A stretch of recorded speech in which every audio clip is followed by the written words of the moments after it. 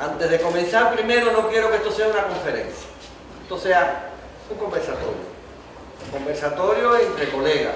En definitiva, todos de una forma u otra tenemos intercambios, que somos profesores o administrativos o docentes o directivos de una universidad, por lo tanto es algo que tiene que ver con la educación superior. Aunque la profesora no lo dijo, un poco para que sepan cómo llego aquí. Aquí no a Panamá, sino a lo que un poco trato de intercambiar. Yo soy graduado de la Universidad de La Habana, esa que ven ahí, en la entrada de la escalinata. El alumno permite verla bien, pero bueno, en la entrada de la escalinata, y como ven en el medio, aquí está el rectorado de la Universidad de La Habana. Dentro de unos añitos cumple 300 años, está empezando a vivir. Aquí tiene el alma mater, o sea, la estatua que da centro a todo el que llega a la universidad con los brazos abiertos, pues esperando y dándole la bienvenida a profesores, estudiantes, amigos, visitantes a esta universidad. Parece que se cayó el cable porque la técnica es la técnica, pero a veces falla. Esa universidad, bueno, es donde yo he dedicado toda mi vida. Yo llevo 50 años trabajando en esa universidad. Ahí me formé como estudiante, hice mi posgrado, hice mi maestría, doctorado. Y durante 34 años he tenido que hacer distintas actividades de gestión dentro de la universidad. Soy graduado de química, dirán que tendrá que ver con química. Por situaciones de la vida, necesidades sociales, me tuve que convertir en agroquímico. Había un problema social, nos pidieron a los químicos que empezáramos a intervenir en aspectos de la agricultura y me tuve que hacer agroquímico. Y como siguieron los problemas sociales, pues nos pidieron desarrollar la fisiología y la bioquímica vegetal en Cuba, y entonces me hice doctor en ciencias biológicas. Por lo tanto, de esa trayectoria es la que ha seguido mi formación científica. Yo investigo en caña de azúcar, glicoproteínas de la caña de azúcar, interacción entre la planta y los microorganismos para buscar resistencia. ¿Por qué les digo? Porque mi formación científica es hacia la rama de la bioquímica. Y en esa rama me mantengo activo. Soy profesor de fisiología vegetal, cuarto año de la carrera de bioquímica. Coordino la maestría en biología vegetal con 3 menciones: fisiología vegetal, genética vegetal, biotecnología vegetal. Y publico en esa rama del conocimiento. Eso quiere decir que yo he mantenido mi profesión de químico, biólogo, bioquímico, porque si uno no mantiene una profesión no puede ser profesor de esa rama del conocimiento. Y yo soy profesor de fisiología vegetal. Pero yo siempre digo que un profesor tiene más de una profesión, porque esa es la que yo estudié y desarrollo, pero yo no estudié ser profesor. A mí nadie me enseñó a ser profesor. ¿Cómo aprende un estudiante? ¿Cómo transcurre el proceso de enseñanza-aprendizaje? ¿Para qué? Para hacerlo eficiente y eficaz. Pero con eso no basta. Si nada más que tuviéramos esas dos cosas, pues podríamos casi ser felices. Pero un profesor tiene que ser un conductor de grupos hacia el éxito. Porque un profesor puede hacer gestión universitaria, gestión de local, pero hace sobre todo gestión humana. Conduce grupos de estudiantes al éxito. Si nosotros hiciéramos zapatos, el éxito del zapato se ve cuando tiene en el mercado calidad y se vende todo. Pero es que nosotros no hacemos zapatos. Nosotros contribuimos al desarrollo humano. Y eso implica gestión de grupo. Y esa gestión implica entonces la tercera profesión: tener técnicas de dirección. Y en esas técnicas de dirección, que pueden tener que ver con el desarrollo en el aula con los estudiantes, pues hay veces que a uno la vida le pone retos. El primer reto fui jefe de departamento durante montones de años. Segundo reto, vicedecano docente en una facultad con 5 carreras. Y ahí me di cuenta que hacer currículo era mucho más que sumar asignaturas. Entonces, en ese momento es que me di cuenta que tenía que aprender otra cosa. Tendría que aprender no solo a gestionar alumnos en un aula, sino a gestionar profesores en un currículo, que es mucho más difícil que gestionar alumnos en un aula. Porque el alumno pobrecito viene sintiéndose que está inferior y aceptando todo lo que uno diga. El profesor no, el profesor se siente igual y le cuesta más trabajo aceptar. En este devenir, parece que no me salió muy bien, perdón, no me salió muy mal. En la Facultad de Biología, durante 5 años estuve de vicedecano, y a partir de ahí el rector me pidió que asumiera la responsabilidad de director docente metodológico de la Universidad de La Habana, con todas sus carreras, para lograr esta transformación curricular que parece que había logrado con éxito la Facultad de Biología en toda la universidad. Y eso me llevó 17 años más. Y entre esos 17 años que estaba en este proceso, nosotros cada 5 años hacemos una reforma curricular, le llamamos una letra. Letra A, 5 años letra B, 5 años letra C, 5 años letra D, y estamos en la letra E. Por lo tanto, hemos tenido que de una forma u otra ir conduciendo, ir aprendiendo, ir colaborando procesos de gestión curricular, y vamos ya por una gestión curricular que lleva 30 años de gestión, y por lo tanto hemos sido capaces de poder aprender un poquito de esta situación. Pero ahí no termina la historia. O sea, hay quien no sabe decir que no frente a tareas sociales, y entonces empieza a surgir la Junta de Acreditación Nacional, que se nombra en el año 2000 en Cuba para la evaluación y acreditación de carreras, procesos, instituciones, etc. Se comienza con la acreditación y evaluación de maestrías, y después se empieza a crear la evaluación y acreditación de carreras. Y en ese momento, como yo estaba en la universidad más antigua de Cuba, la rectora de toda la educación superior, de una forma u otra, muy unido al Ministerio de Educación Superior, pues nos piden ayudar a diseñar los sistemas de evaluación y acreditación de carreras. Y en esa historia también dije que sí. Soy el que presido el Comité Técnico Evaluador de Carreras de todo el país, y por mis manos de una forma u otra han pasado 300 carreras. Eso me ha permitido tener un perfil tan amplio que lo único que yo tengo que agradecer a la vida, a la universidad y a las oportunidades es haber transitado por esta historia que le digo, una historia de vida académica, que lo único que me ha dado es aprendizaje, conocimiento, satisfacción y muchos amigos, dentro y fuera de él. Y es por eso que estoy aquí, precisamente por esa dialéctica de trabajo, dinámica de trabajo. Pues surgió hace como 15 años lo que se llamó Proyecto Turing América Latina, en el cual buscaba armonización de carreras, buscaba introducir el concepto de competencias genéricas y específicas, buscar metaperfiles, y trabajamos 18 países y 260 universidades más o menos. Y por supuesto, afortunadamente Cuba decidió que yo representara a Cuba como país en esa comisión. En esa comisión el colega Francisco Alarcón del CESUCA representaba a Centroamérica, y ahí nos conocimos. Europa venía a colonizar a América y se dio cuenta que ya América no era colonizable, que era independiente, y que en aspectos de educación América está muy por encima de Europa, en conceptualización, en didáctica, en dialéctica, en enseñanza. ¿Qué pasa? Que ellos tienen más dinero que nosotros, entonces lo que hace falta en los proyectos es que ellos asuman el dinero y que nosotros podamos asumir el desarrollo. Por lo tanto, en esta interacción de proyectos, y en eso es que surge ICA, que es el nuevo proyecto que permite esta interacción de Europa con América, en este caso con Centroamérica, intentando el desarrollo de continuar estos estudios de marcos de cualificación. Yo acabo de venir de Costa Rica, una de las universidades que estuve es la Universidad Tecnológica, ellos están también en el proyecto ICA, y por lo tanto ya empecé a trabajar allí con las carreras que están involucradas en este proceso de armonización. Y bueno, de allá vengo aquí, invitado con tanta amabilidad por la profesora Fernanda, que nos conocimos precisamente en esta reunión del CESUCA en que ella estaba asumiendo en ese momento, y creo que continúa todavía durante un tiempo, la presidencia de esa organización. Con esta presentación, ¿qué le digo?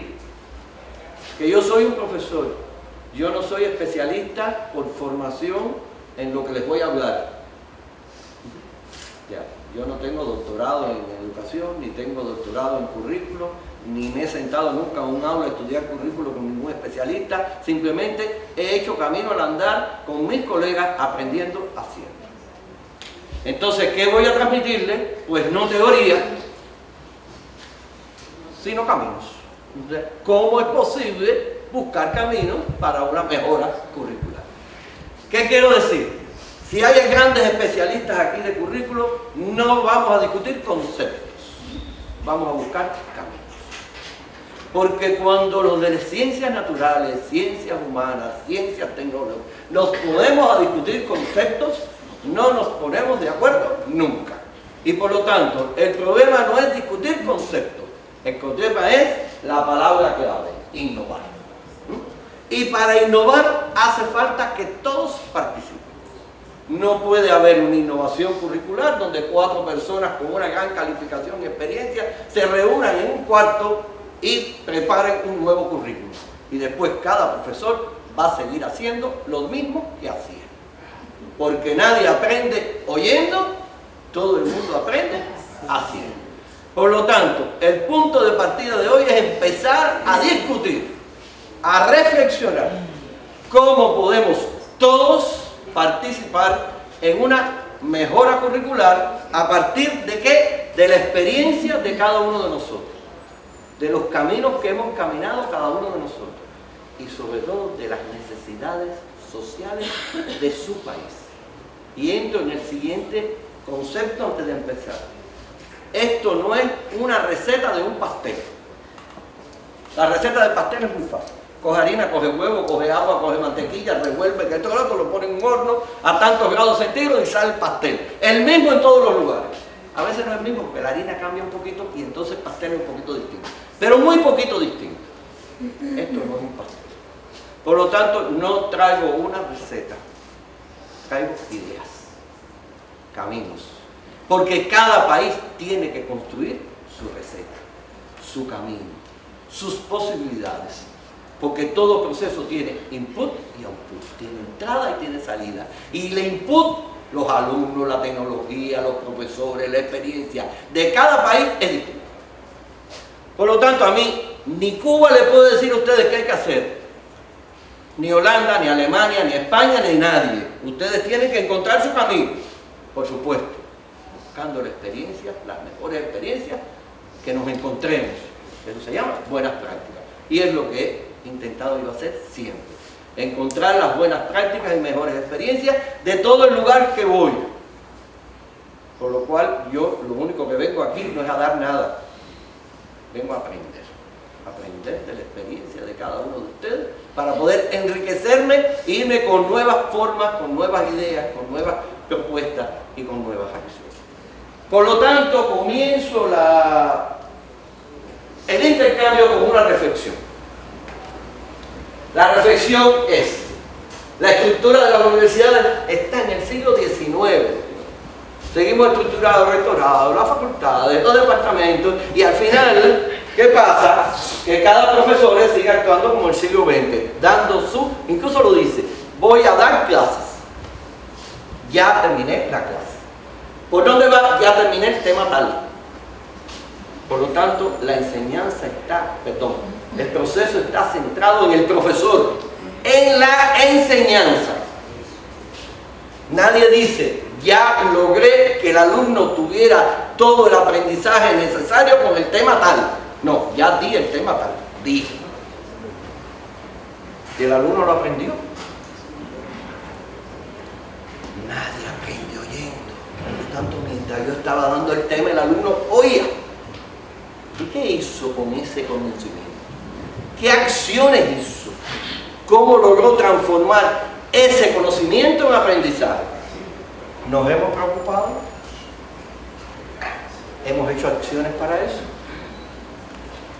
¿Hemos nos hemos dado cuenta cuál es la complejidad del proceso que hemos transmitido para lograr acciones suficientes para volver a aquel aspecto de enseñanza en aprendizaje?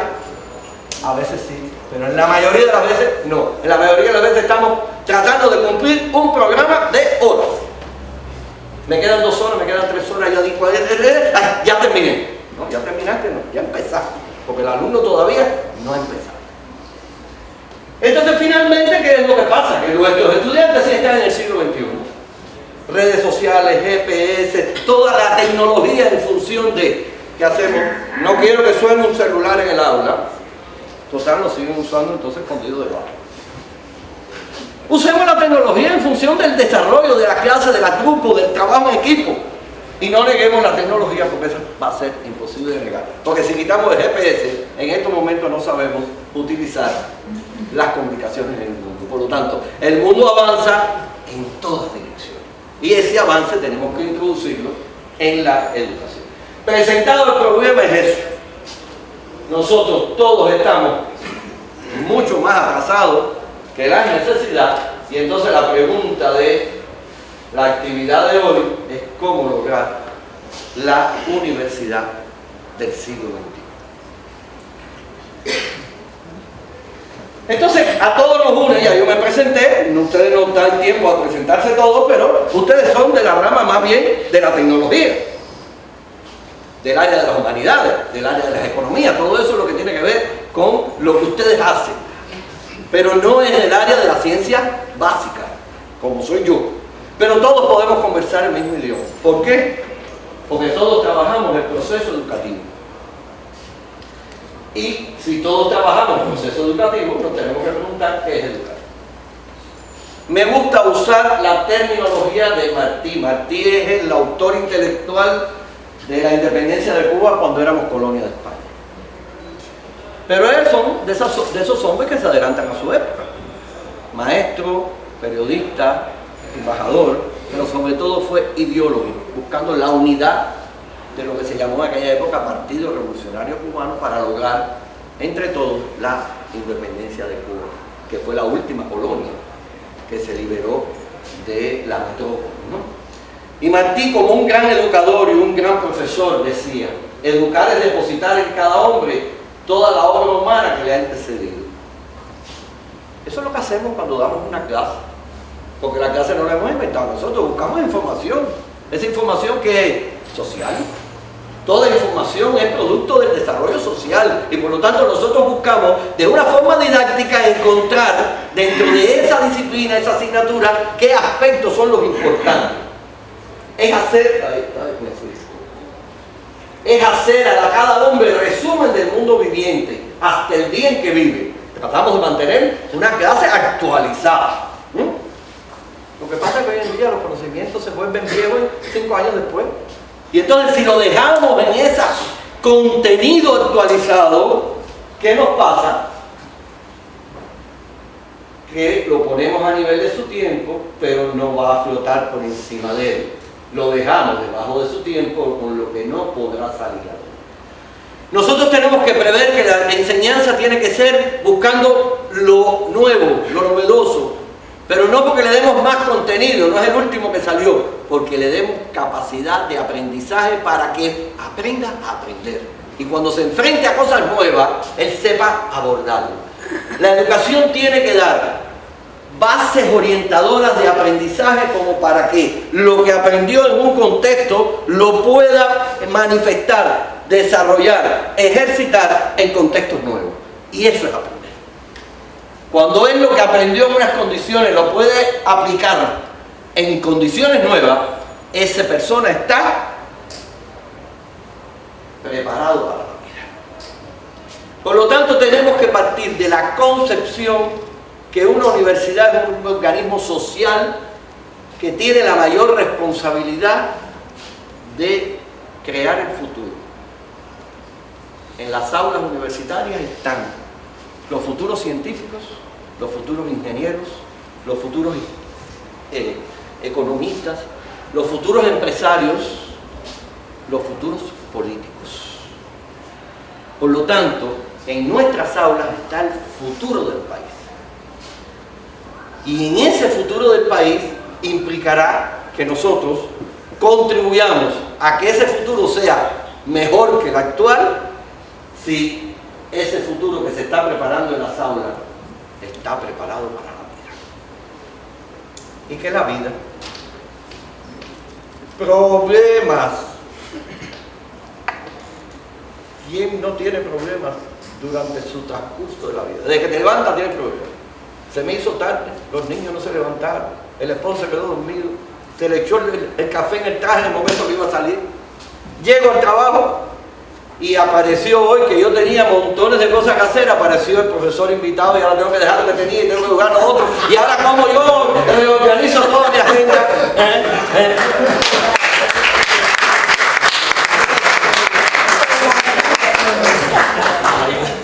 Entonces, hay dos formas de resolver los problemas. Una, lamentarse, y otra, abordarlos. Entonces, convertir el revés en victoria, los problemas en aprendizaje, es prepararnos para la vida. Entonces, a ese alumno tenemos que prepararlo para la vida, prepararlo para resolver los problemas de la vida, desde el punto de vista personal, desde el punto de vista social y desde el punto de vista profesional. Y ya empezamos a cambiar un poquito, No estamos pensando solo en la profesión. Mi problema no es que domine perfectamente los contenidos de una profesión. Mi problema es prepararlo para la vida, ante todo como un ser social que domine la profesión. Y yo siempre digo, preparar para la vida es preparar a un ciudadano del siglo XXI que domine su profesión para que contribuya al desarrollo personal, familiar, social y profesional. Que pueda ser feliz a pesar de los problemas. Que pueda ver el vaso siempre medio lleno y no vacío. Que disfrute de lo que tiene y no de lo que no tiene. Que disfrute lo que es tener América y que compare con los países fríos de Europa que están meses y meses sin ver el sol.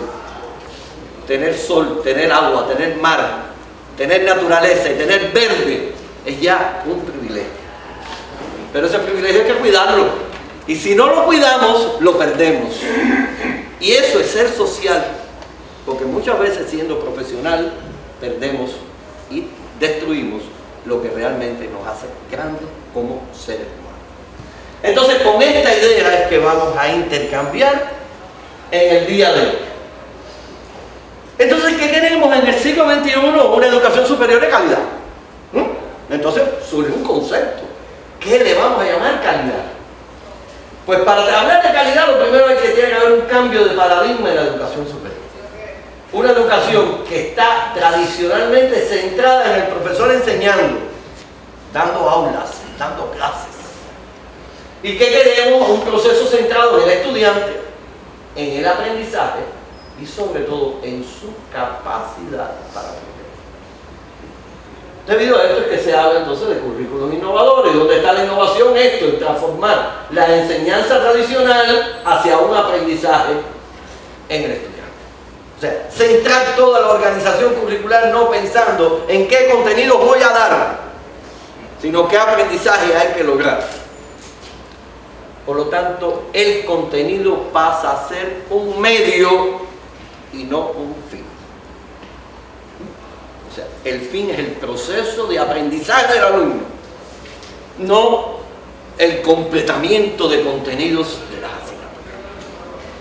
Y dentro de estas posibilidades de innovación, pues está lo que hoy en día se le llama currículo por competencia, que no sé si es un eslogan, una moda, lo que sea, pero no está mal.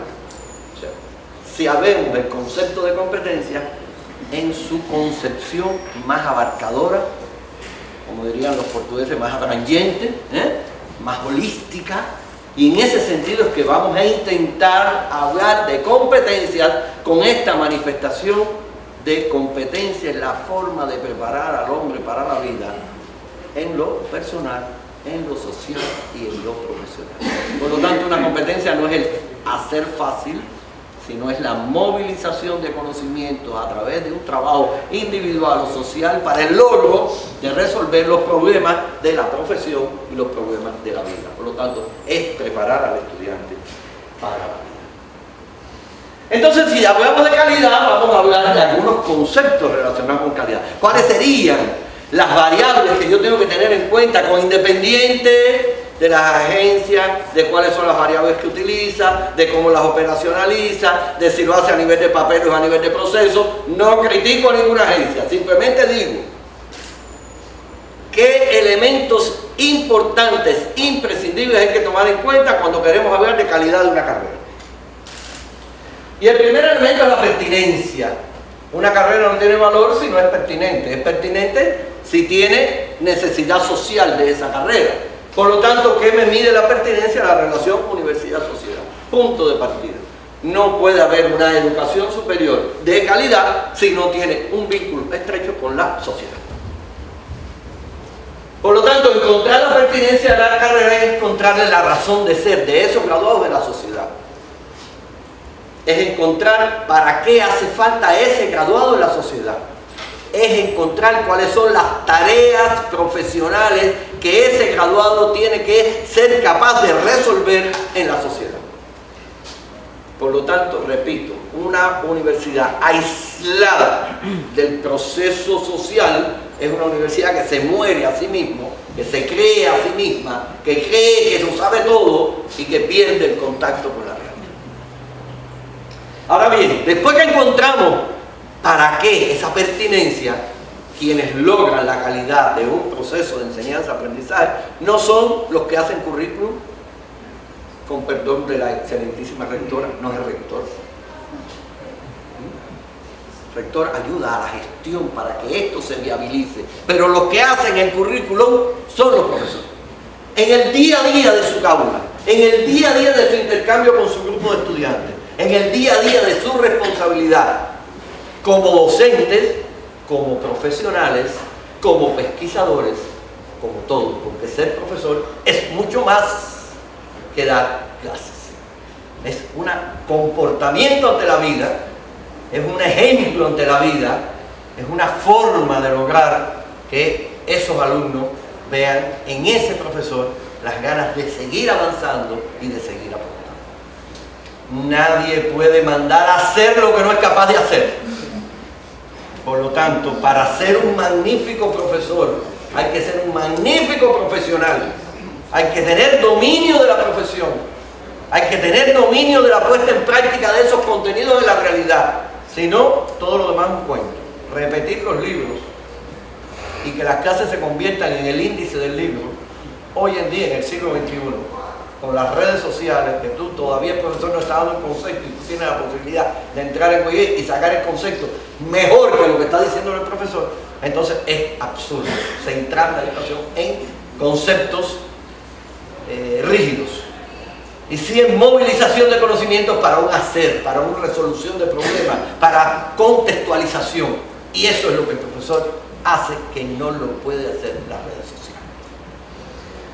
Entonces el profesor es el ABC de la calidad. Cuando tenemos un claustro de calidad, porque logra transmitir, transformar, trabajar todos estos aspectos, la calidad avanza sola. Porque la calidad depende de los profesores. Ahora bien, todo proceso de elaboración necesita una materia prima. Y la materia prima nuestra son los alumnos. Por lo tanto, si los alumnos no se involucran con satisfacción, motivación, interés en el acto de aprendizaje, tiramos al aire y nadie recoge esa pelota. Por lo tanto, hay que lograr un alumno primero que todo motivado, porque sin motivación no hay aprendizaje. Un alumno motivado de aquel que sabe para qué sirve lo que está recibiendo. Muchas veces las ciencias básicas tienen ese problema. Primero semestre. Magníficos profesores de ciencias básicas, pero que no tienen capacidad de contextualizarlo porque no dominan la profesión, dominan la disciplina. Y ahí es donde empieza. Dan unas clases de matemáticas maravillosas, pero para matemáticos. Y cuando un profesor de cualquier rama del conocimiento le dice, profesor, ¿y esto para qué me sirve? Le responden, más adelante te darás cuenta. Algún día. Esto desarrolla el pensamiento lógico y al final la realidad es que ese profesor, que es magnífico profesor de esa ciencia, tampoco sabe para qué lo aplica porque no domina la profesión, simplemente es profesor de esa ciencia. Entonces, para que esto ocurra o deje de ocurrir, hace falta integración entre los profesores de ciencia básica, de la especialidad, para buscar camino y que realmente cuando el alumno pregunte, le diga, cuando un barco sale del texto, tú si no aplicas estas ecuaciones y vas a estas matrices, te estrellas contra los arrecifes que están en el centro. Por eso es que tienes que aprender esto y fíjate, el ejemplo, no estamos moviendo un carro de La Habana a la Villa o de Panamá a Colón, como hacen entonces los físicos. Van de aquí a allá, no, mueve un barco.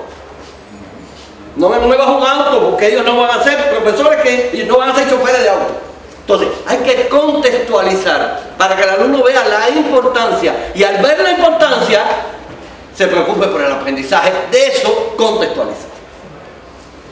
Finalmente, ¿qué pasa? Que cuando ya tenemos a las dos personas involucradas metidos en el proceso de calidad, profesores y alumnos, ahora sí es importante la rectora, el jefe de departamento, el jefe de la carrera, porque ese currículum que se manifiesta en los papeles, muy bonito, hay que llevarlo a la práctica. Y eso se llama gestión del currículum. Por lo tanto, el profesor cuando da una clase está manifestando en la práctica parte de la gestión del currículum. Entonces, no puede dominar solo su asignatura. Tiene que dominar cómo su asignatura contribuye a ese currículo y cómo él aporta a la gestión del currículo. Por eso decía que el profesor tiene 3 funciones y una de ellas es dirección. Dirección del currículo que le toca a él. Él hace gestión de currículo con sus alumnos. El jefe de carrera hace gestión de currículo con la carrera. El vicerrector hace gestión de currículo con la institución. Y el rector busca recursos. Porque no le queda más remedio que para que todo esto avance, haga falta una infraestructura. Por lo tanto, la infraestructura es el elemento que permite que todo esto avance. Y hay 2 formas. Para hacer esto, esto y esto, necesito esto, esto y esto. Y mientras no lo tenga, no hago nada. Esa es la fácil. No puedo cambiar porque me hace falta 8 millones de dólares y mientras no me den los 8 millones de dólares no puedo hacer más nada. A nadie le dan nada que no demuestre en la práctica que puede hacer. Por lo tanto, primero hay que dar un resultado y después pedir dinero. Si tú pides dinero primero, no te lo van a dar. Si tú das un resultado, pides un poquito de dinero, te dan un poquito. Y después con ese momento buscas más resultados. Y después dice que vas a obtener otros resultados que ya tú los tienes guardados. Y rápidamente muestras el resultado y obtienes más dinero. Por lo tanto, hay que hacer camino al andar. Y esa infraestructura no es ¿qué necesito para esto? Sino ¿qué tengo para lograr esto? Entonces hay que adecuar la gestión del currículo a la infraestructura que tengo. Y según voy logrando mejora el resultado, mejora la infraestructura y puedo seguir creciendo. Y finalmente, punto de partida, pertinencia, unidad, universidad, sociedad, punto de llegada, impacto. Una carrera tiene impacto si ha cumplido la pertinencia. Si logró en la práctica los resultados que necesitaba la sociedad cuando empezó la carrera. Si es capaz de aportar a la sociedad lo que se propuso la sociedad. Y en ese sentido es el cierre del proceso. Comienzo con pertinencia, relación universidad-sociedad, y termino con impacto, relación universidad-sociedad. Por lo tanto, el impacto lo que me permite a mí es evaluar si vamos por buen camino, retroalimentar, encontrar lo bueno, fortalezas, encontrar lo malo, debilidades, y trazar los planes de mejora. Ahí también la dirección de la institución es importante. Trazar un plan de mejora que garantice que esas debilidades detectadas puedan ser avanzadas y en este ciclo de dirección ir cada vez buscando un perfeccionamiento mejor que se reconoce después nacional o internacionalmente mediante las evaluaciones externas y los procesos de acreditación. Por lo tanto, un proceso de acreditación lo único que mide es si este ciclo está funcionando, usando los indicadores de esa agencia, que pueden ser un poquito distintos, pero que todos se pueden relacionar con estos puntos que estamos diciendo. Y ya vamos a caer entonces en la competencia. ¿De qué competencia vamos a hablar? Primero, no puede hablarse de competencia en la educación superior si no hay un conocimiento profundo. Ese es el miedo y el rechazo a la competencia, como si hablar de competencia significaría ya no hablar de contenidos, ni de conocimientos, ni de estudio, ni de profundización. No, lo primero que tiene que tener una persona competente es dominio profundo de los conocimientos, porque si no, ¿competente en qué? Por lo tanto, el primer elemento es conocimientos profundos. ¿Pero cuáles? Los esenciales, los necesarios, los imprescindibles, los que construyen la base para a partir de ahí poder construir el siguiente conocimiento. Ahora bien, no se tiene conocimiento si no se sabe hacer algo con ese conocimiento. Por lo tanto, requiere habilidades, requiere poder poner en práctica ese conocimiento en aspectos contextualizados. Por lo tanto, requiere tener habilidades. Pero queremos ante todo un ciudadano que domine la profesión. Tiene que tener una formación humanista, tiene que proteger el medio ambiente, tiene que saber escuchar, tiene que saber comunicarse, tiene que respetar al otro, respetar la diversidad, la interculturalidad. Y todo eso implica tener valores humanos. Por supuesto, cada individuo tiene sus capacidades y cuando integra todo eso a sus propias capacidades va creando su propia personalidad, porque no hay dos alumnos que sean iguales, porque ninguno de los que estamos aquí somos iguales uno al otro, porque cada uno somos una personalidad, que somos la unión de lo cognitivo con lo afectivo, y en esa integración es que surgen las personalidades. Por lo tanto, cada individuo, cada alumno nuestro es distinto. Y entonces, en esas diversidades que tenemos que ser capaces de manejar ese grupo para conducirlo ¿a dónde? Al éxito. Entonces, que estas competencias pues se forman gradualmente en un trabajo sistemático. El que sale de un aula y le dicen, como he visto en algunas cosas, no, vamos a hacer un currículo por competencia. La competencia A, esa la va a formar la asignatura tal. Y la competencia B, la asignatura más cual, eso es mentira. Y te lo muestran así. Te enciende el foquito de la malla curricular. Ética. Ah, mire, la asignatura de la que va a formar un pensamiento ético. No, fastidio. Tú le das bien la asignatura de ética y después no hay un comportamiento ético en la institución, en el aula, en el trabajo, en los laboratorios. Y no se aprende ética. La ética no se aprende por una asignatura ética. Se aprende por un proceso ético que lleve a una puesta en práctica de comportamiento ético en la realidad. Entonces, repito esta idea, estoy dando mensajes. Después cada uno se pone el saco que le convenga. Pero el mensaje es que ninguna competencia la forma una disciplina aislada, que se forman gradualmente en un trabajo sistemático. Primer reto de innovación. Profesores aislados, cada uno trabajando por su cuenta, no logran innovar. Primer reto. O sea que este trabajo sistemático, gradual, implica integración. Y es salir de la zona de confort. Cada uno estamos acostumbrados a actuar de una forma. Y además consideramos que lo hacemos bien. Y es seguro que lo hacemos bien. Pero necesitamos hacerlo mejor. Y eso implica un cambio cualitativo. Porque seguir haciendo lo mismo no implica un salto de cambio. Entonces, este cambio cualitativo implica, ante todo, salir de la zona de confort. Aquello que tenemos tan bien estructurado y ahora con medios de enseñanza, movemos la trampa y la podemos leer perfectamente, se acabó. Porque nadie aprende oyendo ni leyendo. Y si yo me callo, ustedes se leen todo eso perfectamente. perfectamente, ya yo no tengo que hablar. No tengo que hablar si no tengo muchas más cosas que decir a partir de cada una de esas transparencias. Pero hay transparencias que con leer las basta. Con leer las basta. Entonces, esas son reflexiones que tenemos que tomar. Si nosotros queremos un trabajo sistémico, trabajo sistemático, tenemos que actuar con esa sistematicidad para lograr a partir de la integración.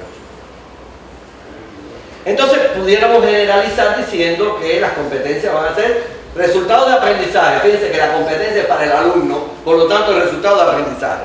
Se acabó un planeamiento en función de lo que va a hacer el profesor. Planeamiento tiene que estar centrado en lo que tiene que aprender el alumno, porque el planeamiento es para el alumno, no para nosotros. Entonces, si son resultados de aprendizaje, ¿quién los tiene que lograr? El estudiante. ¿Cómo lo tiene que lograr? En su trabajo individual y en equipo. El mundo social, trabajo social. ¿Quién trabaja solo? Ni el empresario que tiene una empresa que es él y él trabaja solo, porque trabaja con un público. O sea, que el trabajo siempre es en equipo. Nosotros estamos seguros que ustedes, igual que yo, mandamos a hacer a los estudiantes trabajo en equipo.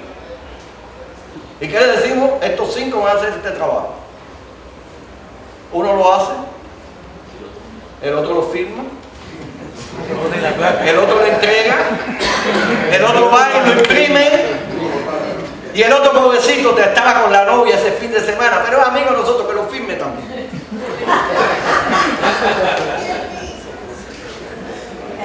¿Y qué hacemos? Evaluamos aquel trabajo, le damos una evaluación, decimos que tiene la puntuación que sea y todo el equipo salió de lo más satisfecho. ¿Aprendieron algo? A copiar, a hacer fraude, a no tener un comportamiento ético. Mire todo lo que aprendieron. Y el profesor no sabe que pasó eso. ¿Y qué está haciendo el profesor? Participando de ese fraude, participando de ese comportamiento no ético, siendo cómplice del no aprendizaje. Pero está satisfecho con ese trabajo. Entonces, ese no es el que nosotros estamos hablando. Porque nosotros queremos un aprendizaje que lo prepare para la vida, no para el fraude. Si trabajo en equipo es una necesidad, aprender a trabajar en equipo es una necesidad. Y por lo tanto sería, para mí, una de las primeras competencias que hay que lograr, cómo se aprende a trabajar en equipo, trabajando en equipo, pero evaluando al equipo, cada uno en su participación y cada uno en su aporte. Porque un equipo tiene valor cuando cada uno aporta y se multiplica el valor de lo que hace. No es lo mismo una cabeza pensando aisladamente que 5 cabezas pensando en la resolución de un problema. Surge la creatividad y surge el desarrollo. Entonces, lo que nos interesa no es el resultado, repito, el contenido es un medio. Nos interesa el fin, que es la preparación para la vida de este alumno que aprenda a trabajar en equipo para potenciar sus capacidades y resolver los problemas que se le presentan en la vida después que esté graduado. Entonces va cambiando toda la conceptualización, toda la estructuración, todo el pensamiento, todo el planeamiento curricular, siempre pensando en lo que va a trascender, no en el contenido del día. Cómo usar el contenido del día para que trasciendan determinadas competencias. ¿Qué competencia queremos que trascienda? La capacidad de trabajo en equipo. Y eso lo podemos lograr si todos ayudamos a un trabajo en equipo real. Cada uno con su materia y el alumno está aprendiendo a trabajar en equipo en distintos contextos y está preparándose para la vida en función de determinadas competencias. Entonces sigo aquí abajo. Perdón. ¿A través de qué? De realización de actividades que van a ser presenciales en las aulas y sobre todo no presenciales, pero todas tienen que estar planificadas por el profesor y evaluadas. Y todas estas actividades van a tributar al perfil de la carrera, porque cada actividad tiene que estar contribuyendo a algo del perfil de la carrera, si no, no tenemos la integración que necesitamos.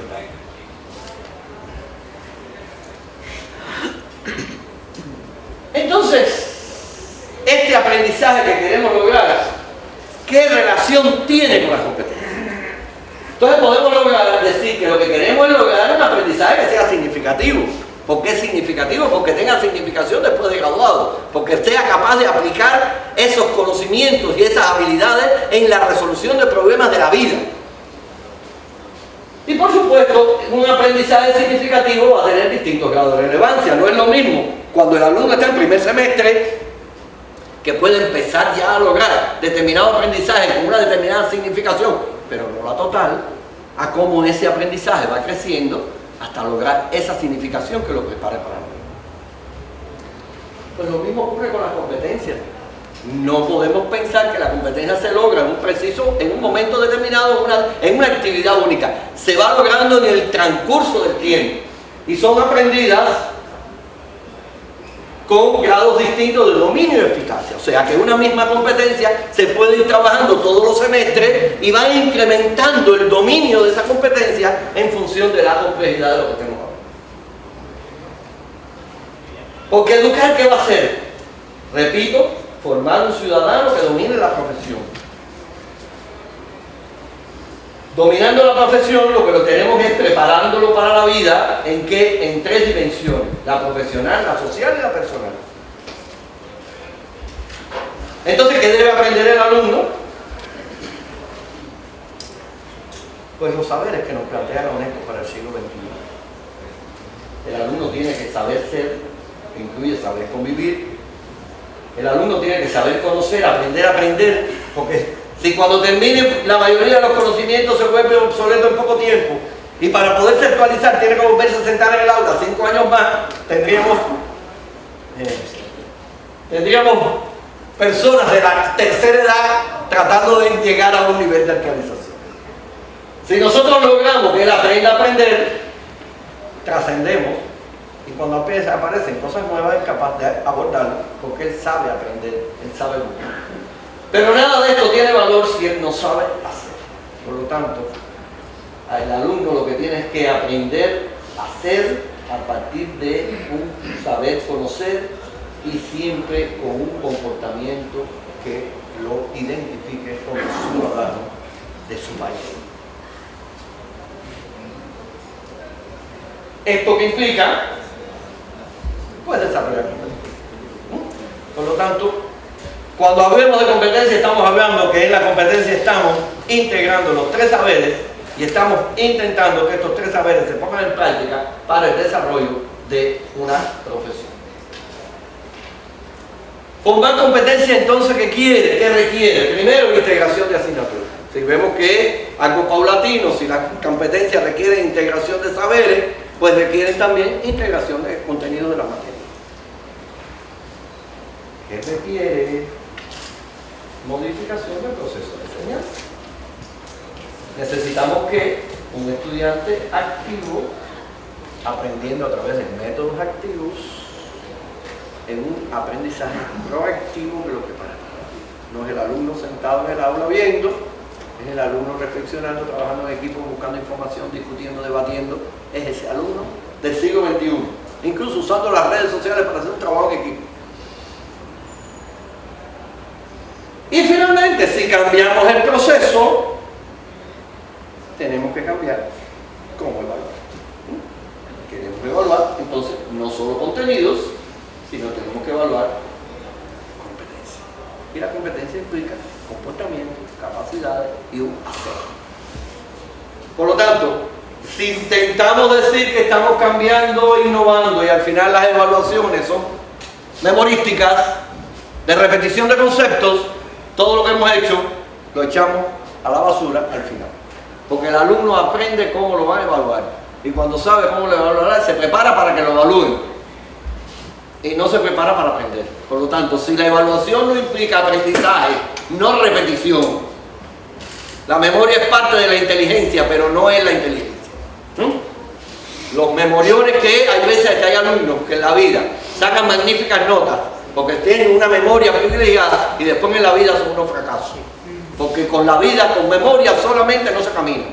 Se necesita creatividad, inteligencia, actuar, velocidad, asumir el riesgo. Necesita muchas cosas que es lo que implica una personalidad preparada para la vida. Entonces hay que poner en esos retos al alumno para que se prepare y no a repetir contenido que está en los libros. La mejor forma de evaluar a un alumno es con los libros abiertos, para que vea que no es repetir lo que está en el libro lo que le van a preguntar. Es utilizar los conocimientos que están en el libro para crear, para aportar, para interpretar, para deducir, para comparar, para sacar sus propias conclusiones. Y en las propias conclusiones puede haber muchas verdades, porque si lo que queremos es medir la capacidad del alumno para crear, el nivel de creación puede ser muy distinto. Y entonces nos vamos a estar aferrados a un solo resultado, a un determinado problema. Puede haber múltiples salidas profesionales y eso medirá la creatividad de ese equipo, de ese colectivo, de ese individuo. Por lo tanto, repito, si queremos transformar, empecemos, porque después ahora todo el mundo me dice, bueno, pero usted no habló de la evaluación y es importante, porque primero hay que planificar. Nadie puede cambiar en la evaluación si todavía no sabe entrar en la planificación de una integración. Entonces, les digo que hay que cambiar, pero no hay que empezar cambiando la evaluación. Hay que empezar cambiando el planeamiento y después cambiamos la evaluación. Segundo aspecto, antes que me lo digan, es que aquí hay un sistema muy rígido de evaluación, A un profesor creativo no hay sistema rígido que le impida hacer una evaluación con creatividad, cumpliendo todo lo que está establecido. Por lo tanto, el profesor que sienta que lo que está establecido es una rigidez que le impide hacer es porque le falta creatividad. Entonces, desarrollen la creatividad, escápense por debajo de la capa de Satanás y hagan lo que quieran hacer, cumpliendo lo que está establecido. No sé si estoy creando un problema. Pero no me hubieran invitado. Yo vengo aquí a repetir lo que se sientan con ganas de oír. Yo vengo aquí a mover el piso.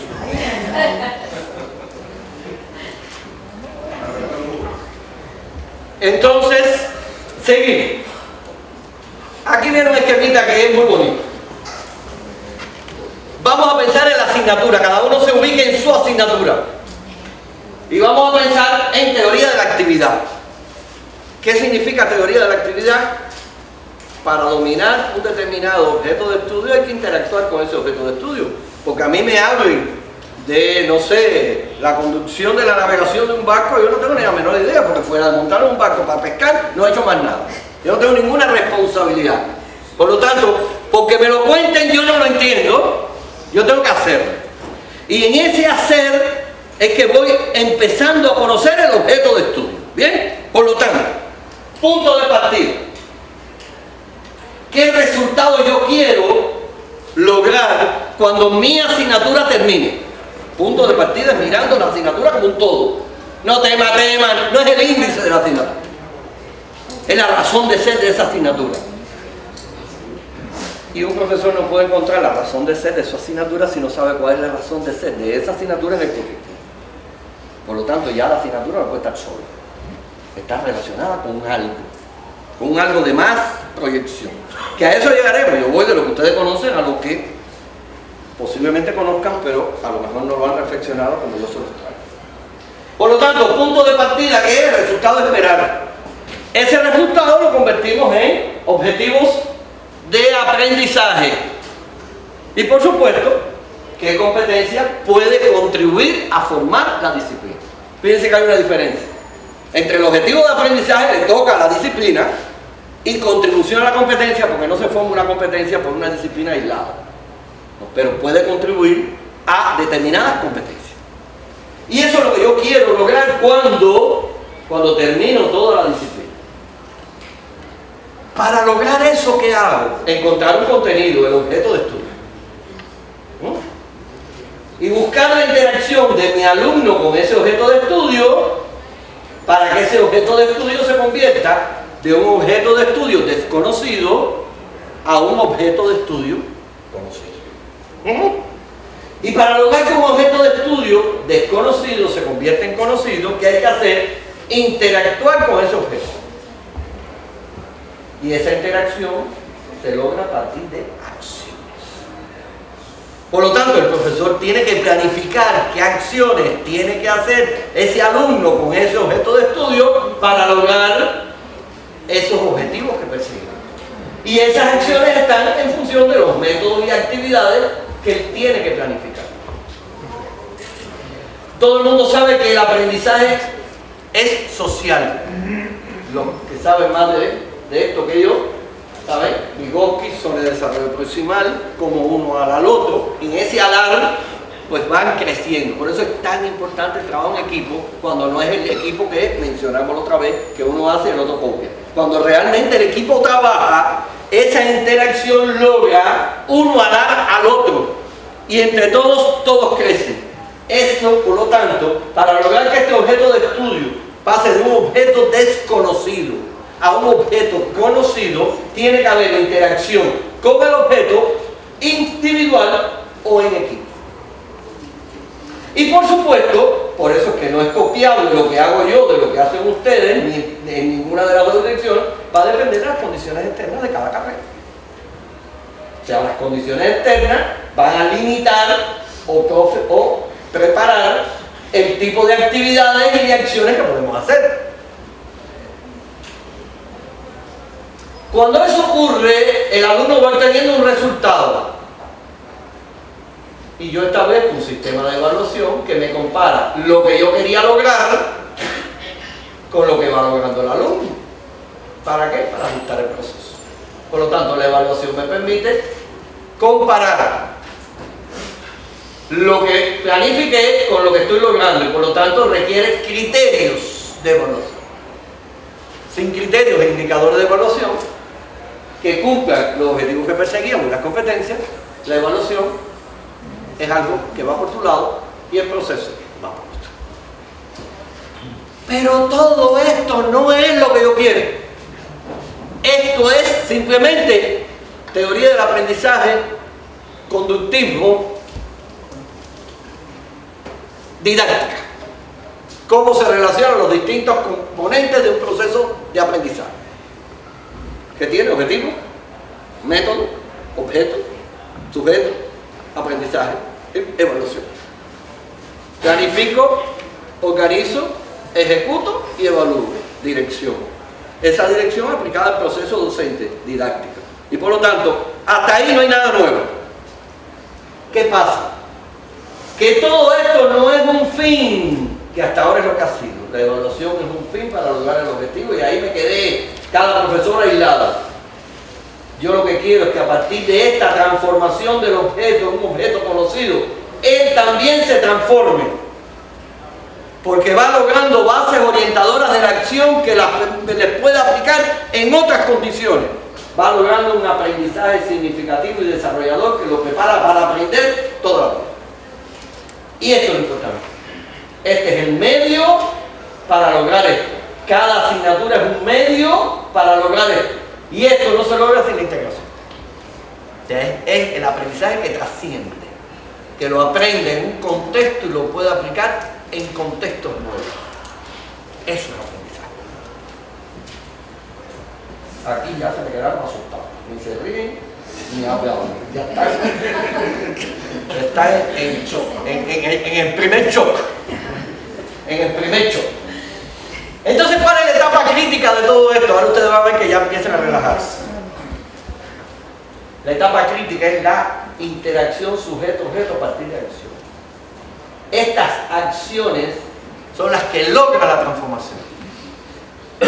Por lo tanto, lograr establecer y planificar las acciones que tiene que hacer el estudiante para lograr el aprendizaje, solo o en equipo, es lo fundamental. ¿Por qué? Porque uno realice una acción una vez, no aprendió. Uno tiene que realizar una acción muchas veces para lograrla interiorizar. O sea, por lo tanto, cuando nosotros damos una clase, el alumno oyó el contenido, se puso en contacto con primera vez con ese objeto de estudio. Pero mientras no haga acciones con ese objeto de estudio, muchas veces no puede lograr un aprendizaje de ese objeto, ni tipología de acciones que le permitan actuar con otros objetos. Y ahí es donde está la trascendencia. Por lo tanto, el planificar estas acciones es lo que implica el lograr operacionalizar los currículos de competencia. tiene que entender entonces el concepto asociado al objeto de estudio, tiene que reconstruir y elaborar los objetos de estudio en aproximaciones de la práctica, de modo de dotarlos de recursos que lo habiliten a enfrentar problemas reales. Si esto no se enfrenta en acciones que estén cercanos a problemas reales, el alumno no puede desarrollar competencias. O sea, es contextualizar esas acciones lo más cerca de lo que es los problemas reales, siendo el problema el real o un problema modelado para lo que es la actividad docente. Entonces, ¿qué va a requerir todo esto? Ya yo estoy sudando y con permiso del auditorio, yo necesito ponerme cómodo porque yo no sé estar tranquilo. Las hormigas me corren por las venas y no me dejan estar tranquilo. Entonces, ¿qué requiere esto? Bueno, como ustedes habrán visto, partimos de la pertinencia y llegamos al impacto. Sin vínculo universidad-sociedad, estamos fritos porque no sabemos qué es lo que necesita la sociedad. Por lo tanto, la pertinencia y el impacto está ahí. Ahora, la universidad tiene un rol, irse por delante a las necesidades sociales. Por lo tanto, a la hora de decir qué es lo que hace falta, no es lo que hace falta de forma inmediata solamente, sino prever qué puede hacer falta dentro de 5 años en función del avance de las ciencias particulares en que tenemos. Lo que no podemos estar dando lo que hizo falta hace 20 años atrás y seguir dando contenidos que están obsoletos ya. Puede ser la base de un desarrollo histórico que sea importante tocar, yo no niego, pero lo que no podemos quedarnos al nivel, porque después nos sale a flote el alumno si nos quedamos por debajo de eso. Bien, hay que llegar a su tiempo y darle alas para que se vaya por encima de su tiempo, darle competencias para la vida. Segundo, nada de esto se logra si no hay integración curricular. Otro piso que empieza a moverse. Hay que sacar cada profesor de su zona de confort pensando que lo más importante es el contenido de su asignatura. Su asignatura no es nada si el alumno no la aplica en otros contextos. Y si no la aplica en otros contextos, la podemos quitar porque no aporta. El que no encuentre para qué sirve su asignatura dentro de la currícula, que empiece a buscar otra asignatura, porque en este proceso puede ser que vaya abajo. No como profesor, sino como asignatura. Si es creativo, siempre encontrará otro contenido para hacerse. Dejará de ser a lo mejor químico para convertirse en biólogo vegetal. Eso es buscar la razón de ser de la necesidad.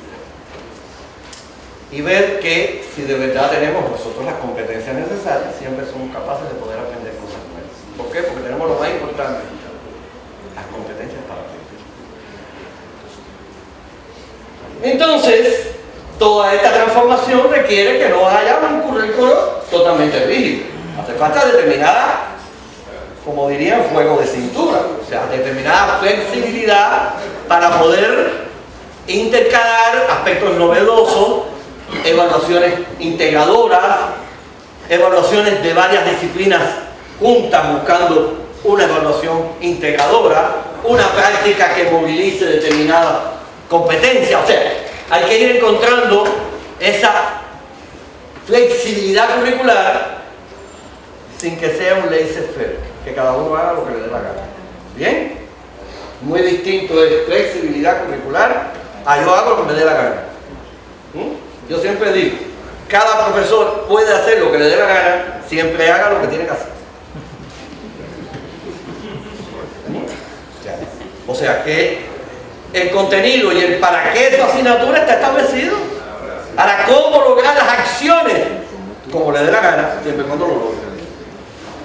Por lo tanto, la creatividad del profesor está en el quehacer, en la metodología, en la forma de activar el conocimiento, en la forma de trabajar el trabajo en equipo, en si quiero empezar por adelante o empezar por detrás, si quiero movilizar un conocimiento de la teoría a la práctica o quiero movilizarlo de la práctica a la teoría. Eso es creatividad. Si hago clases invertidas y comienzan los estudiantes exponiendo un determinado contenido y a partir de ahí contextualizar y encontrar un trabajo en equipo y buscar la realidad. O yo recito los contenidos y después digo un trabajo en equipo y ahí no logran nada.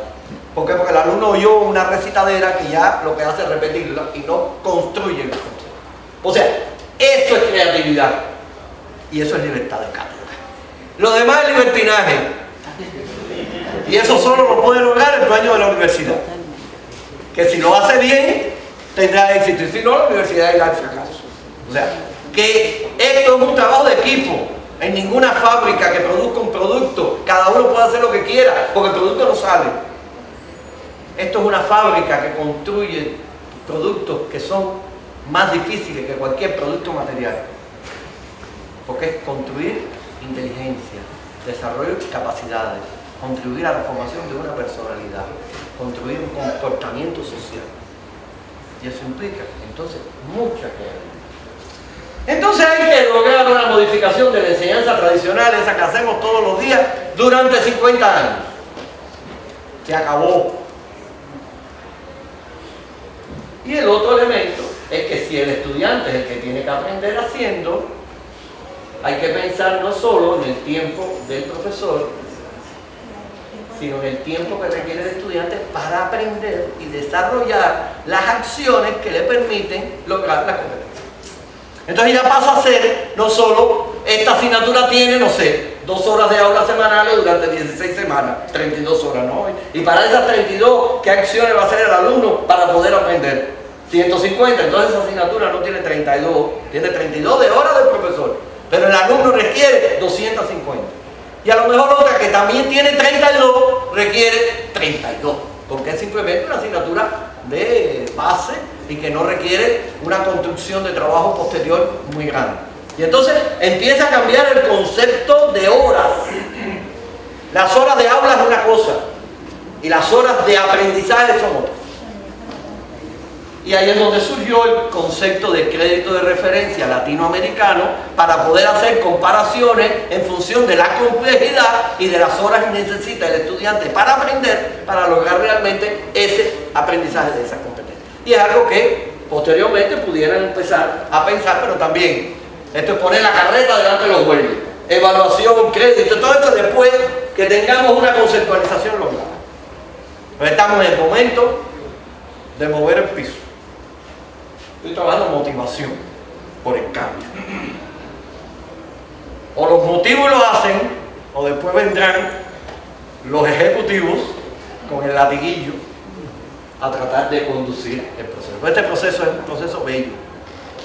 No hay nada más emocionante que empezar una transformación y empezar a ver esa transformación en la práctica y esa transformación en el aprendizaje de los estudiantes y esa satisfacción del estudiante aprendido. Y es algo que provoca que ya después no puedes hacer otra cosa. Estar tratando de buscar cómo aquello cada día sale mejor, avanza mejor los estudiantes, esa creatividad que va surgiendo, que la ves en los pasillos, esas ferias de conocimiento, de discusiones, de debate, donde viene la población a ver lo que los alumnos, esos alumnos del primer semestre explicándole a los nuevos alumnos que van a entrar en la universidad todo lo que han aprendido en un primer semestre y la relación de lo que han aprendido con su profesión. Se convierte en la razón de ser de la universidad, en la motivación de la universidad, en el prestigio de la universidad a través de su estudio. Entonces, eso vale la pena hacerlo, aunque cuesta trabajo. Pero ¿qué cosa en la vida da satisfacción que no cueste trabajo? ¿Cuánta satisfacción da un hijo?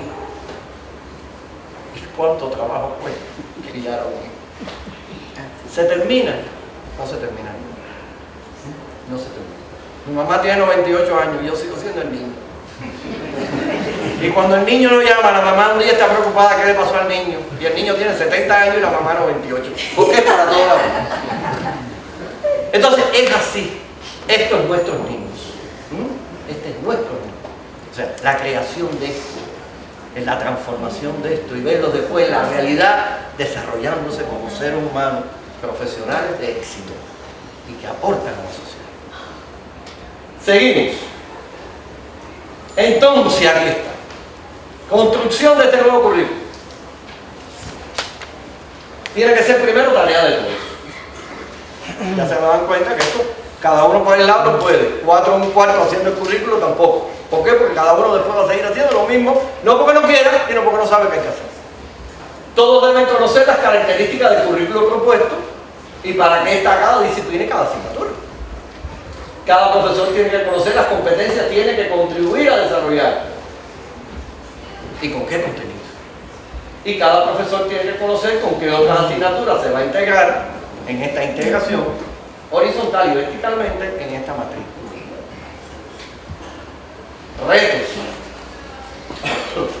Que planificar la asignatura organizando y orientando el aprendizaje del estudiante de forma individual y en equipo. Estimar el tiempo que el estudiante requiere para el aprendizaje en función de la actividad orientada. Porque si ahora queremos que el alumno aprenda, cada profesor de una forma aislada le manda una cantidad de tareas en equipo, y el alumno no tiene tiempo para hacerlas todas, caemos en lo mismo. Por lo tanto hay que ver el tiempo que requiere para ver la mayor cantidad de tareas integradas que le sirvan para una misma tarea para varias asignaturas, de forma tal que el tiempo sea racional y el tiempo haya tiempo para que el alumno pueda trabajar y actuar. Y por otro, finalmente hay que construir un sistema de evaluación que estimule el aprendizaje y desarrolle las competencias necesarias. Pero en ese orden, primero hay que planificar, hacer y después vemos cómo cambiamos la evaluación. ¿Qué premisas tiene todo esto para empezar a actuar? Primero, dije, una de las premisas es que hay que dominar un poquito de dirección. Por lo tanto, hay que saber planificar, organizar, ejecutar y evaluar. Segundo, hay que ver las regularidades del proceso de aprendizaje. Nadie aprende oyendo, sino haciendo. Y por lo tanto, vamos a responder a 3 preguntas. ¿Para qué queremos ese currículo? Vínculo con la sociedad, qué tareas debe resolver el graduado, qué competencias son necesarias para esas tareas. Punto de partida y punto de llegada. ¿Con qué lo vamos a desarrollar? ¿Con qué contenidos? ¿Y cómo vamos a desarrollar el proceso de enseñanza-aprendizaje que logre aprendizaje y no solo enseñanza? Vuelvo a mi esquema. Pero ahora a nivel de currículum. Punto de partida. Tareas profesionales. ¿Qué tareas tiene que hacer el graduado?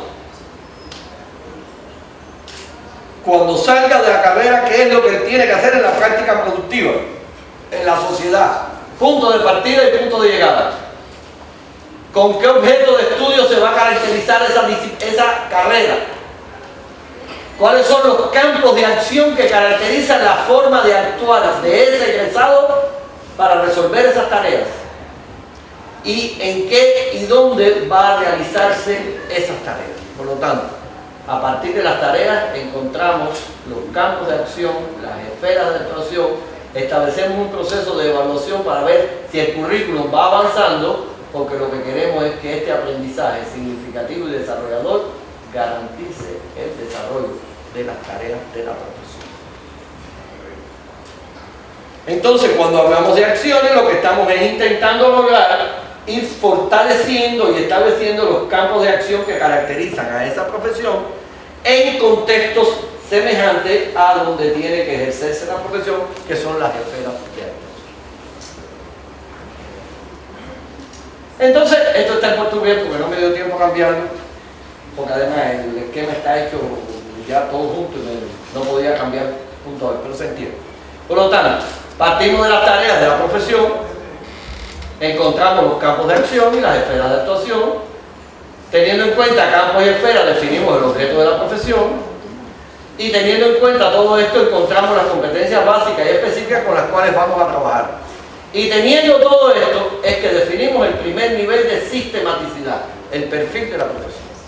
O sea, el perfil de la profesión en base a competencias que son requeridas para lograr las tareas de la profesión. Y de este perfil empezamos a encontrar después los ejes curriculares para buscar después los contenidos y la evaluación. Es decir, que al final vamos a llegar a asignaturas, pero partiendo de integración en ejes curriculares que responden al perfil y que responden a las tareas de la profesión. Porque el aprendizaje ocurre por etapas. Nadie aprende oyendo. Requiere hacer. Acciones. Y por supuesto requiere tiempo y hacer muchas cosas. Todos ustedes seguro conducen carro. La primera vez que le explicaron cómo se manejaba un carro, le dieron toda la teoría. Entonces se montan, arrancan el carro, pues no era esto, que tiene emergencia, por el punto muerto, ponen a ver, empiezan a embrague. No estoy trabajando en coche automático. Empiezan a embrague, pongan la primera, ¿y qué pasa? Se amarró el coche. ¿Por qué? Porque tienen todas las teorías, pero no tienen las acciones interiorizadas. ¿Por qué? Porque manejar un coche lleva muchas acciones y hay que hacerlas muchas veces y hay quien nunca aprende. Maneja, pero no aprende. ¿Bien? Por lo tanto, eso es igual aquí. Todo aprendizaje lleva acciones. Algunas manuales, como es conducir, y otras mentales. Pero si no las hace muchas veces, no logramos realmente aprender. Por lo cuanto, requiere tiempo y hacer muchas veces. Si tenemos miles de competencias a lograr, no tenemos tiempo para lograr ninguna. Si tenemos un número de competencias manejables, lógicas, esenciales y fundamentales, tendremos mucho tiempo si todos los profesores las trabajamos, las que nos toca trabajarlas para lograr esa aprendizaje. Entonces, requiere acciones y esas acciones requiere hacerlas muchas veces y para eso requiero tiempo. Por lo tanto, porque yo de una clase un día no he hecho nada. El alumno ha oído un contenido, pero no ha trabajado el contenido en acciones para que ese contenido lo logre incorporar y lo aprenda para poder actuar con ese contenido. Entonces me va cambiando. No puedo tener una asignatura cargada de objetivos de aprendizaje con poco tiempo, porque no hay tiempo a hacer las acciones suficientes para que ese aprendizaje se incorpore y logre esa significación. Entonces, estas propuestas de actividades tenemos que ver lo siguiente. Primero, nadie aprende oyendo, por lo tanto tiene que ver lo que está aprendiendo de una forma material o materializada. En nuestras asignaturas nuevas, sobre todo las asignaturas más conceptualizantes, más teóricas, hay conceptos que son nuevos para los alumnos. Ese concepto nuevo hay que materializarlo para que el alumno lo entienda y lo pueda hacer suyo. Ejemplo, si yo quiero desarrollar el alumno un concepto relacionado con orgánulos de una célula, yo cojo una placa, un microscopio, lo que sea, y le muestro una célula. Porque una célula yo la puedo mostrar. Por lo tanto, esa es la etapa material. Yo estoy mostrando el objeto de estudio. Pero si yo estoy trabajando un concepto económico y le estoy trabajando la plusvalía, yo no puedo caer la plusvalía y mostrársela en un esquema, en una realidad. Porque la plusvalía es un concepto. Entonces yo tengo que buscar la forma materializada de mostrarle ese concepto. A través de un mapa mental, a través de un esquema, a través de un flujo, a través de algo, para que el alumno pueda convertir eso que es abstracto en algo concreto y él lo pueda representárselo mentalmente. Si yo doy conceptos, que el alumno no se representa, ¿qué tiene que hacer? Repetirlos como un loro. Y cuando le falta una palabrita en esa repetición, está perdido. Porque no ha construido el concepto. Entonces, el problema no es dar muchos conceptos, es construir aquellos conceptos que son básicos, que le permiten a él construir después nuevos conceptos. Concepto de silla. ¿Qué es una silla? ¿Quién me dice que es una silla? Un asiento. Un asiento. Por lo tanto, ahora yo me voy a sentar en una silla. ¿Esto es una silla? Ya está suspenso porque me ha definido mal una silla. Y estoy en un concepto que desde que abrimos los ojos sabemos lo que es una silla. ¿Qué es una silla? Y ahora nadie se atreve a decir una silla. Un asiento de 4 patas con un respaldar y asiento. Una herramienta. Esto es una herramienta, si no te la tiro por la cabeza, no es una herramienta. O sea, conceptualizar es encontrar los elementos esenciales. Un respaldar. Tiene que tener un respaldar en un asiento, pero puede tener 3 patas y sigue siendo una silla. No, 4 patas yo le digo 4 patas. Usted me dio 4, pero si yo te hago una silla de 3, ¿con qué va a hacer una silla? Una redonda abajo. Una redonda abajo. O si le pongo, o sea, las patas no es lo importante. Lo importante es el respaldar.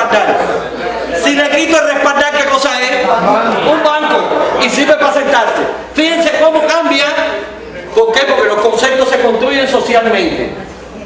Si socialmente hubiéramos dicho un objeto que sirve para sentarse, que tiene donde sentarse y tiene respaldar, en una mesa, todos diríamos que eso es una mesa. Porque el concepto lo construye social, la palabra la pone el hombre. Significado y significante. Significado y significante. Por lo tanto, en la mesa y en la silla es muy fácil, porque el que abrimos los ojos sabemos lo que es una mesa y una silla, que alguien lo construyó como concepto. Pero los conceptos nuevos de cada una de nuestras materias, muchas de ellas muy abstractos, es muy difícil. Sin esta etapa material o materializada, no hay forma de poder aprender. Entonces, lo primero es lograr esa materialización. Me quito porque es que veo que al colega le va a dar tortícolis tratando de huirle a la cámara. Ahora que le dé tortícolis a lo de la olla. Entonces, material o materializada, porque hay que materializar esos conceptos difíciles. Cuando uno enseña a un alumno a conceptualizar, a construir conceptos, al principio es difícil, pero ya después él aprende a materializar. Eso se llama modelar. Si él aprende a modelar un proceso, un concepto, aprende para toda la vida una competencia que es importante, la modelación de un concepto. Ahora, cuando eso ya está modelado, ya yo puedo hablar de ese concepto, aunque algunos se equivocan. Yo puedo hablar de sillas y el profesor está suspenso ya. No tiene remedio, Él no tiene remedio. Él piensa que cualquier cosa le sirva para sentarse en una silla. Por lo tanto, yo me siento ahora en el suelo y todo esto en una silla. Estoy jugando, pero para que ustedes se den cuenta lo injusto que somos cuando evaluamos a los estudiantes. Esto es un error, estamos jugando, ¿no? Entonces, esto es un error conceptual que puede costar una nota. ¿Y quién tuvo la culpa? Nosotros que no fuimos capaces de enseñar el concepto antes de evaluarlo. Nos damos cuenta que el alumno se perdió cuando lo estamos evaluando. Y no construimos el camino en acciones correctas para que el alumno pudiera construir el concepto. Cuando entre todos empezamos a construir los caminos, él es capaz, que lo que aprendió en una asignatura, usar acciones para usarlas en otra. Y empieza a ver la integración. Por lo tanto, pasamos a la etapa verbal donde ya podemos hablar de sillas, porque nadie se me va a equivocar. Nadie va a pensar que cuando yo estoy hablando de sillas es un banco o en una mesa, porque ya tenemos el concepto construido. Ahora ese concepto que está construyéndose y que ya podemos hablar de él, llega un momento, hice algo que no sé qué hice. Ya ves lo que hice. Y ya llega ese concepto a una etapa mental, es cuando ya podemos conducir el coche, a usar el celular, contestar, pensar en la clase que estamos haciendo y me pone la luz roja y freno. ¿Por qué? Porque ya construí ese concepto a nivel mental. Lograr esto de la etapa material a la etapa mental, que lleva tiempo y muchas acciones, o sea, hacer muchas veces y tiempo. Eso es lo que se llama la etapa de la base orientadora de la acción. Es orientar al alumno qué acciones tiene que hacer y cómo hacerlas para lograr llevar ese concepto de la etapa material a la etapa mental. Por eso era la etapa crítica del proceso de aprendizaje, las acciones. O sea, aprender muchas bases orientadoras para la acción que les sirvan para la vida es prepararse para la vida. Las aprendo en un contexto que las puedo usar en otros contextos. Y por supuesto, la etapa inicial es la etapa de motivación. Cuando el profesor dice esto lo verás después y esto es muy importante para algo, el alumno no está motivado. Solo motiva lo que se sabe para qué sirve. Por lo tanto, si no hay motivación, no hay aprendizaje. Yo digo siempre, presente o ausente. Está en el aula, pero está o con el celular, o pensando en otra cosa, o estudiando un seminario que tiene después, que tiene una evaluación, y le importa poco lo que está haciendo.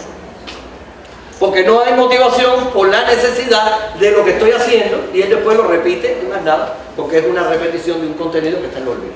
Ahora, cuando hay discusión, debate, creatividad, en ese momento él tiene que estar en el aula, o se va del aula. pero no puede estar haciendo otra cosa en el aula porque estamos discutiendo, debatiendo, participando.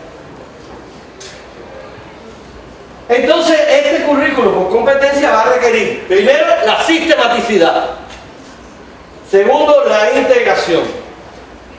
Y tercero, nada en la vida es lineal. Todo en la vida, todo problema de la vida es complejo. Y por lo tanto, hay que poner en situación compleja al alumno para que desarrolle un pensamiento complejo. Este pensamiento complejo implica la resolución de problemas cercanos a la realidad. Como ellos son complejos, él aprende no repitiendo sistémicamente los aspectos de una disciplina, sino integrando conceptos de distintas disciplinas para poder abordar una preocupación de un determinado problema. Entonces la sistematicidad, voy a hablar de estos dos aspectos, sistematicidad e integración. Sistematicidad, ¿dónde la veríamos?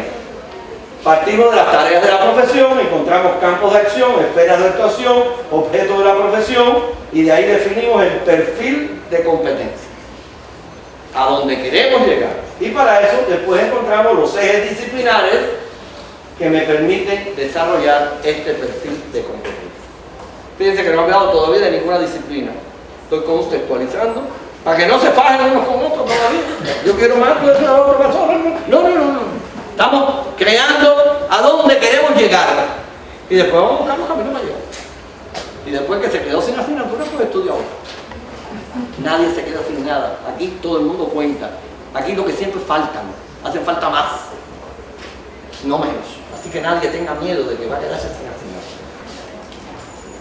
De nuevo, esto entonces ya lo estamos mirando de una forma distinta, donde lo que tenemos que buscar, objetivos y competencias, ya es al nivel de perfil, y lo demás, lo que hemos visto, el objeto, y lo importante son las acciones que se va a realizar con ese objeto para lograr este aprendizaje que sea significativo, porque tiene el dominio de las acciones necesarias para poder actuar, tiene las bases orientadoras de acciones necesarias para trascender en la vida.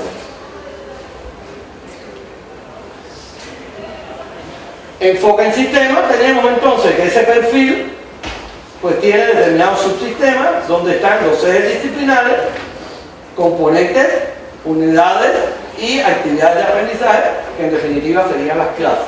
O sea que cada clase está unido a una sistematicidad que se manifiesta a través de los ejes y de los ejes, por supuesto, relacionados con el perfil. Si queremos integración, tenemos que buscar un eje integrador de los modos de actuación de la profesión, y ese es un eje laboral investigativo que va logrando la integración de todo, un eje vertical a través de la lógica de la ciencia, una integración horizontal de año en función de las distintas disciplinas o asignaturas que se dan simultáneamente, buscando la interdisciplinariedad, y programas o ejes transversales que busquen la participación de muchas disciplinas o muchas asignaturas en aspectos que son importantes pero que no dependen de una asignatura ni de un eje particular. Digamos, una formación, sustentabilidad medioambiental, todas las disciplinas de una forma u otra pueden contribuir, y no es que haya una disciplina para dar sustentabilidad o para dar comportamiento ético o para dar manejo de otra lengua en la profesión. Eso es algo que todo el mundo va contribuyendo a partir de las actividades que se planifiquen en esta dirección. Entonces lo que estoy viendo es así. Esto sería un ejemplo de matriz curricular. Cada cuadrito sería una asignatura y tendríamos la asignatura que en el tiempo, primer semestre, segundo semestre, tercer mes, o primer año, segundo año, o primer cuatrimestre, depende de la estructuración, tienen relación una con otra. Matemática 1, matemática 2, matemática 3, geometría, porque hay un eje matemático en la carrera, hay un eje humanístico, hay un eje. Entonces va a haber ejes de asignaturas básicas y ejes de asignaturas profesionalizadas, pero que tienen relación la primera con la segunda, y es una continuidad, pero también una continuidad en la lógica que se aprende esa asignatura.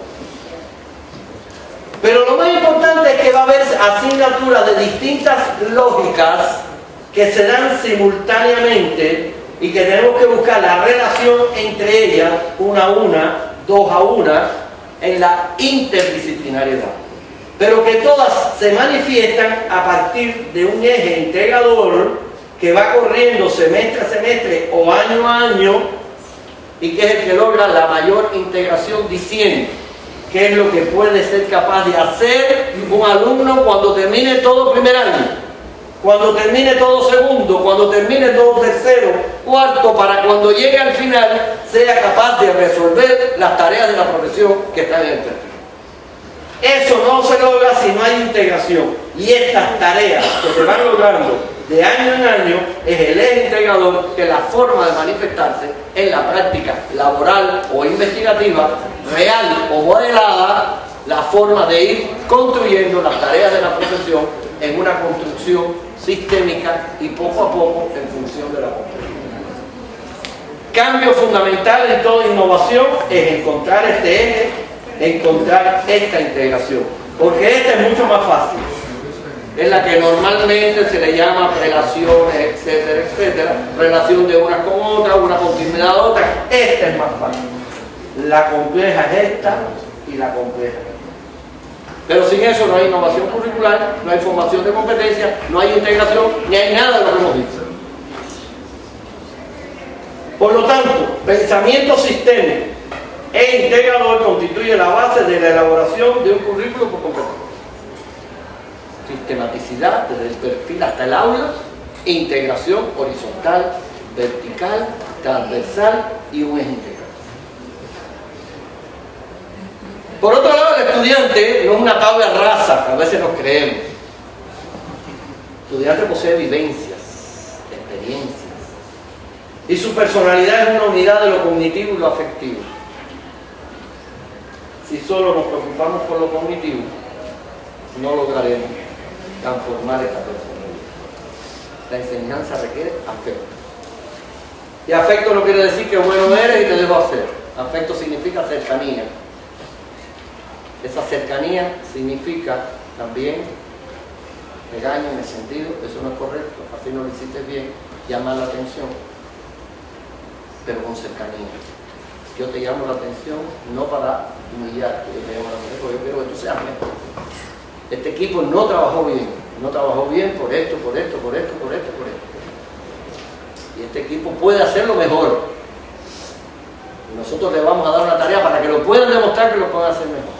Porque lo que queremos es que esa relación afectiva conduzca a una buena comunicación. El profesor que llega al aula se sienta arriba de la tarima y mira hacia abajo. No es porque mira hacia abajo.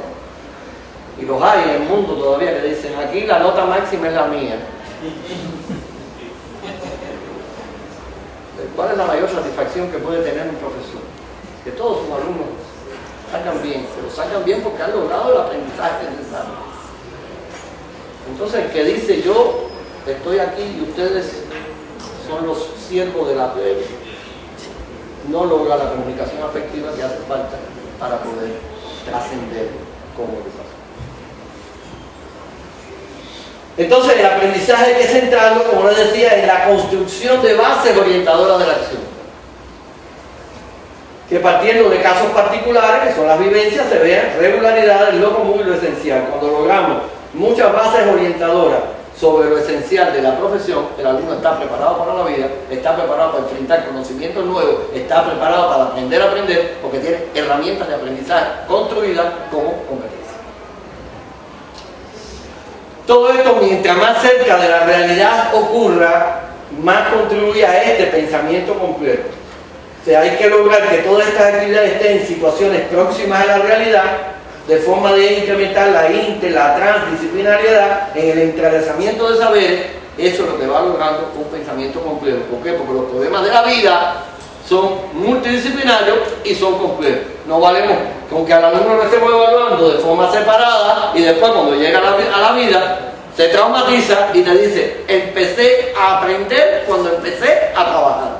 ¿Y qué hizo durante 5 años? Entonces, tiene que empezar a aprender desde que llega al primer semestre, para cuando salga tenga las habilidades básicas profesionales para poder actuar y entonces seguir desarrollando. Entonces, ¿cómo se contribuye al pensamiento complejo? Con todas las posibilidades de interrelación, multi, pluri, inter y transdisciplinar, que se va manifestando en función de las características.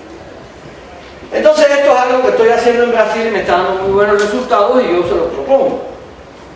Desde el primer semestre allí, porque el alumno allí, ¿qué te decían? Cuando, bueno, lo mismo que seguro que me van a decir ustedes porque los deja hablar. Pero el alumno de aquí llega sin saber leer, escribir, hablar, redactar. Bueno, son los déficits que tiene la enseñanza media. Y yo siempre les digo, ¿por qué el alumno de la enseñanza media viene con esos déficits? Porque los profesores no los llevaron a otro nivel de aprendizaje. ¿Y dónde se forman los profesores de la enseñanza media? En las universidades. Entonces, ¿quién tiene la culpa, señor? La educación superior. Que seguimos trabajando aisladamente y no vemos una continuidad en el desarrollo de aprendizaje. Entonces, no le echemos la culpa a nadie. Aquí nadie tiene la culpa. El alumno, después que está dentro, la culpa es nuestra si no sale preparado. Y alumno que perdamos en primer año es un fracaso para el alumno, es un fracaso para la universidad, es un fracaso para la sociedad. Por lo tanto, todo lo que hagamos por lograr no perder alumnos por déficit que trae, ayudará a que contribuyamos al desarrollo de ese alumno, al desarrollo de la universidad y al desarrollo de la sociedad. Entonces, si el alumno no sabe leer, no es que no sepa leer, es que no sabe entender lo que lee. Claro, si le hablamos de plusvalía y no se la materializamos, no logra entender lo que está leyendo, porque son conceptos nuevos, abstractos para él, y no lo logra aprender. Entonces, eso hay que lograr que él sea capaz de desarrollar la habilidad de la competencia de lectura, interpretación y elaboración de texto.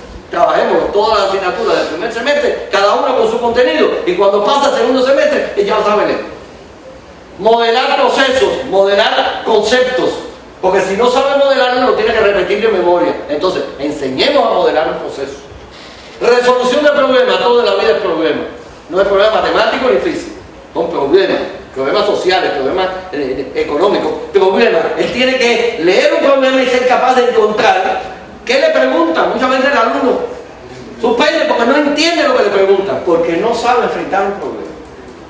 Trabajo en equipo, ya hemos hablado bastante. Si no aprenden a trabajar en equipo, no pueden tener éxito. Y uno lo haga al otro. Zona de desarrollo proximal es un elemento importante para el aprendizaje. Y finalmente, hoy todo el proyecto. Hay que trabajar por un proyecto, hay que enseñar al alumno a buscar un proyecto, a hacer un proyecto. Proyecto sencillo desde el principio. Pero si desde el principio empezamos a construir estas bases orientadoras, sin duda cuando estén en el tercer semestre ya son linces en esto. Y entonces podemos ir creando nuevas bases orientadoras más fuertes en función de la profesión. Y reflexión importante, todo esto requiere tiempo. Tiempo que requiere el estudiante dentro y fuera de las clases para el aprendizaje a través de la realización de ¿qué? De tareas orientadas y controladas por los docentes y por supuesto lo del crédito de referencia que les hablé, que no es el momento, pero que es algo que se los dejo ahí, que es importante pensar sobre eso. El flujo de actividades. Bueno, hay que encontrar las tareas profesionales, es una pesquisa de campo, campos de acción, esfera de actuación, competencia, para establecer los ejes, contenido de cada eje, llegar al eje integrador, cada asignatura de cada eje y por supuesto lo más importante, preparar a los profesores para esta transformación que tiene que ser tareas de todos y con todos. Aquí tienen un mapa mental de todo lo que he dicho. Educar, ¿qué cosa es? Formar para la vida en lo profesional, lo social y lo personal. ¿Dónde hay que lograr eso? En la escuela, a través de una formación integral, a través de la resolución de problemas. ¿Qué tiene que aprender el alumno? A saber ser, saber conocer y saber hacer. ¿Cómo aprende el alumno? Interaccionando sujeto-objeto a través de la etapa crítica, que son las acciones. Y entonces, ¿dónde salen las competencias? En la construcción del currículo, con los referentes pedagógicos, que lo implementemos en función de las condiciones externas si queremos lograr esta transformación. Y por supuesto, todo lo que hay que hacer está aquí en un mapa mental de todo lo que hemos hablado, partiendo de un abordaje en sistemas, que es toda esta rama, y un abordaje de integración, que es toda esta rama, si queremos un currículum con competencia para lograr un aprendizaje significativo y desarrollador. Este es un flujograma de todo lo que he hablado, que estamos trabajando en Brasil, ese sí está todo en portugués, pero un poco ya para que los profesores cada vez que van a planificar su componente curricular, que es su disciplina, tienen que seguir todo este flujo hasta llegar aquí, porque todo tiene que estar relacionado. Después todos los mapas mentales relacionados con la integración. Finalmente, en este libro hemos llevado todo esto a la práctica, está en portugués, ahora en Costa Rica se quedaron con él porque quieren ver si hacen una traducción al español y lo pueden brindar para todo Centroamérica. No obstante, si a alguno le interesa en español, en portugués, puede entrar a la página web que se llama Editora Tiradentes. Bueno, después se lo dejo a Fernanda y al profesor Vega, por si alguno quiere adquirirlo, por internet puede adquirirlo. En portugués se entiende perfectamente. En portugués tiene todos estos gráficos, todos estos flujogramas, las bases orientadoras de la acción, las acciones para lograr estas bases, que es como lo estamos trabajando en Brasil y que hay muchos resultados ya que pueden ser interesantes y de éxito. Y termino dejándolo como empecé, con mi universidad de fondo, un poco marchita por la luz, y con el siguiente mensaje: educar es preparar al hombre para la vida, pero en la universidad del siglo XXI. Muchísimas gracias.